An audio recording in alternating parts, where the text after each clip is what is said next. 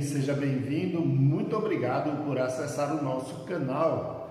A palavra de hoje baseia-se no Salmo de número 89. É um salmo de promessa do reino messiânico a Davi. Através deste salmo, nós podemos considerar o modo como Deus estaria revelando o seu propósito através deste povo chamado Israel e, consequentemente, do seu servo Davi.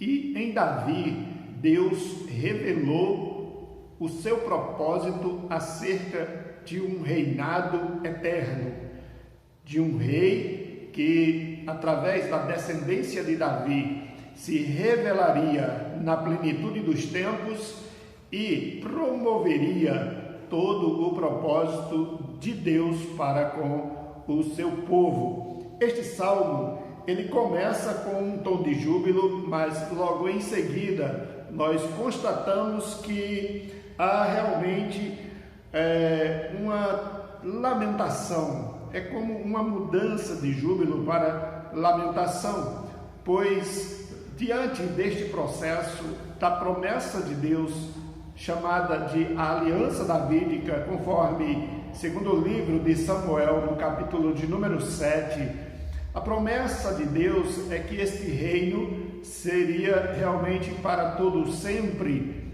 e além disso, se requeria de toda a sua descendência a fidelidade. Os seus sucessores deveriam considerar a aliança e as promessas de Deus. Porém, ficou algo muito claro que, enquanto os sucessores de Davi não fossem fiéis à aliança, eles seriam punidos, eles seriam disciplinados por causa da desobediência. E nós podemos observar que após o reinado de Davi, o seu filho Salomão, ele evidenciou algumas atitudes que foram inconsequentes, e a partir de então as dinastias que vieram, os reis que foram estabelecidos, alguns deles foram infiéis às promessas da aliança, e Deus os puniu firmemente. Os exílios foram exemplos de juízo de Deus contra a nação. Porém, o que nós precisamos considerar é que este salmo revela que este reino, que seria estabelecido para sempre, seria por meio daquele que viria e manifestaria todo o propósito de Deus. É um salmo que projeta a manifestação do reinado de Cristo.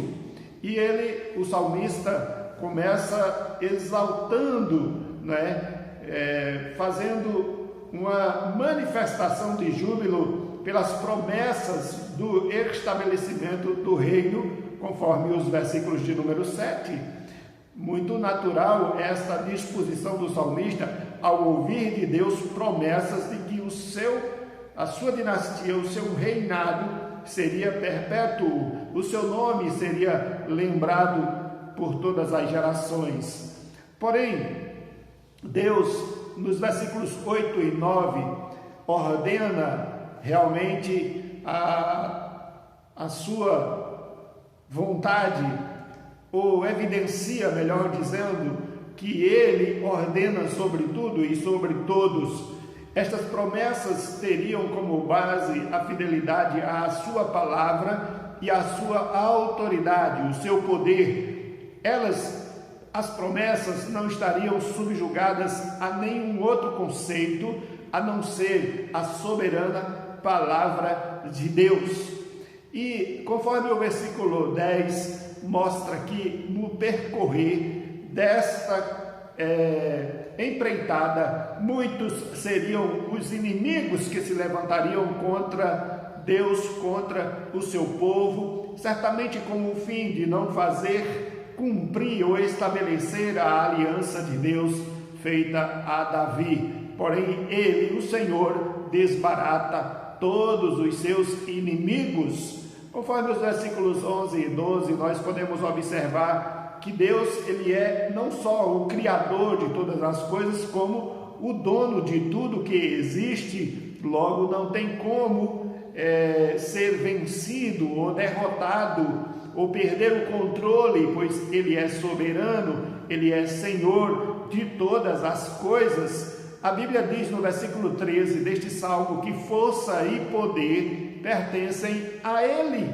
Ele é o autor, ele é o originador de todo o poder. Então, não tem como não ser cumprida a sua palavra, não tem como suas promessas não serem firmadas ou estabelecidas, conforme o versículo 14, a palavra de Deus nos diz que mesmo com todo o poder, com toda a autoridade e domínio de tudo e sobre todos, ele age com retidão. Deus é justo, ele age com justiça, conforme o versículo de número 14. E uma coisa muito interessante, meu prezado, é considerar nos versículos 15 e 16 que a presença de Deus na vida de uma pessoa ou de um povo é sinônimo de muitas bênçãos. Em outro salmo, o salmista vai dizer que bem-aventurado é o povo o Deus é o Senhor, cuja presença de Deus se faz reconhecida. Feliz a nação cujo Deus é o Senhor. A presença dele é sinônimo de muitas bênçãos. Os versículos 17 e 18 nos mostram aquilo que nós temos e o que nós somos, de fato, pertencem a Deus. Nós somos frutos da graça de Deus, da bondade de Deus, fomos criados por Ele, nós temos dele toda a sua assistência, porque dele, por Ele, para Ele são todas as coisas, e devemos glorificar o nome dele. Conforme os versículos 19 ao 21, as promessas de Deus envolvem pessoas, envolvem um povo, e Ele chama essas pessoas ou povos, como chamou a Davi e a Israel, e capacita-os para que os seus propósitos sejam estabelecidos. Os propósitos de Deus não podem ser frustrados, mesmo contando ou chamando homens à semelhança de Davi, que cometeu pecados, que foi de fato infeliz em algumas ações, mas através destes homens pequenos, frágeis, ele os dota, os capacita para que o seu plano não seja frustrado ou não sejam frustrados. Nos versículos 22 ao 23, nós podemos observar que Deus nunca será surpreendido por poderes opositores. Querido e prezado ouvinte, Deus é Senhor dos céus, da terra, Deus é Senhor do inferno, Ele é Senhor de todas as hostes do bem e do mal, Ele domina sobre tudo e sobre todos. Versículos 24 ao 26, nós podemos ver que Deus, Ele, como Deus encarnado, Ele vivenciou experiências humanas de total submissão à sua soberana vontade. Jesus Cristo, ao vir ao mundo, ele foi submisso ao Pai, chamou-o de Pai, e Deus o tratou como filho, e ele foi obediente até a morte de cruz, diz a palavra de Deus, porque a promessa de Deus de que o reino seria sempre eterno, seria de fato estabelecido. Versículos 29 ou 27 ao 29 nos mostram que o que Deus estabelece é para sempre. Nisso nós podemos ver que os decretos eletivos de Deus, eles jamais deixarão de ser estabelecidos. Nos versículos 30 ao 32 deste salmo, Deus, em seus propósitos, punirá os rebeldes.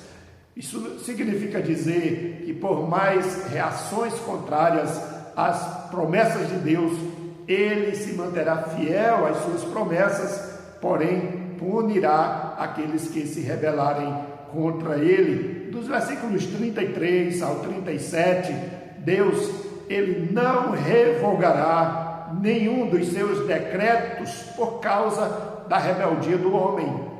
O que Deus falou se cumprirá. Ele é fiel à sua palavra. E por último, meu prezado e querido ouvinte, nós aprendemos que a nossa postura deve ser de clamor constante na presença de Deus e de reconhecimento do senhorio dele, da nossa fragilidade, da nossa pequenez, e devemos tributar-lhe sempre louvores, adoração, toda honra e toda glória. Amém e amém. Diz o salmista: que Deus te abençoe e te guarde, que Deus faça resplandecer o rosto sobre ti, tenha misericórdia de ti, sobre ti levante o rosto e te dê a paz. Compartilhe esta mensagem, inscreva-se no nosso canal, que Deus muito o abençoe.